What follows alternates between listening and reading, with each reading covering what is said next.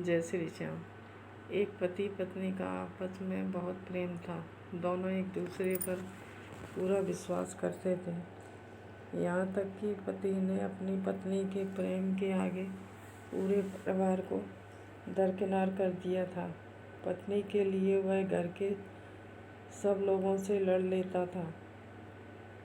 वह जानता था कि उसके माता पिता कितने सीधे और सच्चे हैं, लेकिन जब कोई मौका आता तो पत्नी का ही पक्ष लेता था। भाई से अच्छे संबंध होने के बाद भी वह कोई विशेष बात उसे नहीं बताता था। अपनी पत्नी को सब कुछ बता देता था। एक दिन वह घूमता हुआ गांव के एक अनुभवी व्यक्ति काका के पास गया। काका बहुत अनुभवी व्यक्ति थे और उसके पिता के पक्के दोस्त थे। दोस्त तो अब भी थे, लेकिन पहले जैसा घूमना फिरना उठना बैठना नहीं हो पाता था। काका को अपनी राजी खुशी बताते समय अपनी पत्नी के बारे में अधिक बोलता था, उसकी प्रशंसा करता रहा। उसने यह भी बताया कि जो भी राज की बात होती है पत्नी से छिपाता नहीं है। विश्वास के मामले में उसने पूरे परिवार को शक की नज़र से देखना शुरू कर दिया था। जब वह सब कुछ बताकर थक गया तब काका ने कहा, जो तुम सोच रहे हो वह सही नहीं है। अपनी पत्नी के बारे में तुमको ज़रूरत से ज़्यादा विश्वास है।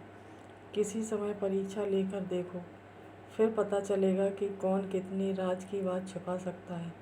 मैं यह नहीं कह रहा कि तुम्हारी पत्नी का प्रेम सच्चा नहीं है।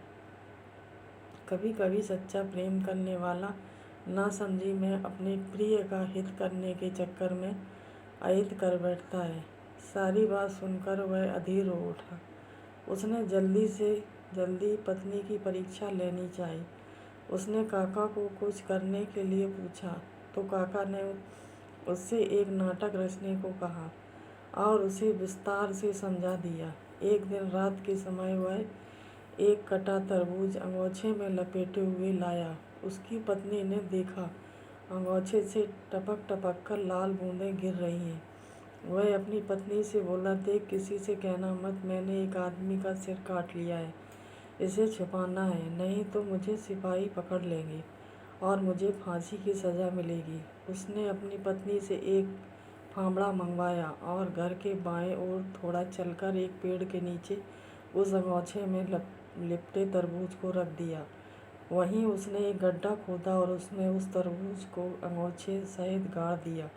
ऊपर से मिट्टी डालकर वह जगह समतल बना दी। उसकी पत्नी इस घटना से बेचैन हो उठी।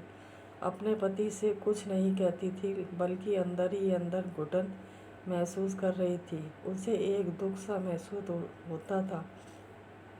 अब वह मन में रखे इस बोझ से हल्का होना चाहती थी। एक दिन उसने अपनी पक्की दोस्त पड़ोसन को यह बात सुना दी और कहा, देख बहन, किसी से कहना मत, नहीं तो मेरे पति को फांसी हो जाएगी। उस महिला को भी वह बात नहीं पची। उसने अपनी पक्की दोस्त पड़ोसन महिला को यह घटना सुनाई और कहा, देख बहन, किसी से कहना मत, नहीं तो उसके पति को फांसी हो जाएगी। इसी प्रकार एक ने दूसरे ने तीसरी से, तीसरे ने चौथे से कहा और फिर यह खबर पूरे गांव में फैल गई। बहुत सी औरतों ने यह घटना अपने आदमियों से भी कही। एक दिन ऐसा आया जब यह खबर इलाके के थाने में पहुंच गई। फिर क्या था, सुबह तड़के दरोगा और सिपाही उसके घर जा पहुंचे। जब गांव वालों को पता चला तो गांव के तमाम लोग आए। काका भी उसके घर पहुंच गए थे। दरोगा ने सबसे पहले उसकी औरत को धमकाकर पूछा, बता, तेरे आदमी ने सिर कहाँ गाड़ा है, नहीं तो तुझे फांसी हो जाएगी। उसने डर के मारे वह स्थान इशारा करके दिखा दिया। जब उस स्थान को खोदा गया तो अंगोछे में लिपटा हुआ एक कटा तरबूज निकला। जब उसके आदमी को डांटा गया तो उसने पूरी घटना कह सुनाई। काका ने भी कहा कि इसने अपनी पत्नी की परीक्षा लेने के लिए यह किया था। सब लोग चले गए, दरोगा भी चला गया। वह अपने पति के आगे पानी पानी हो गई। जय हिंद।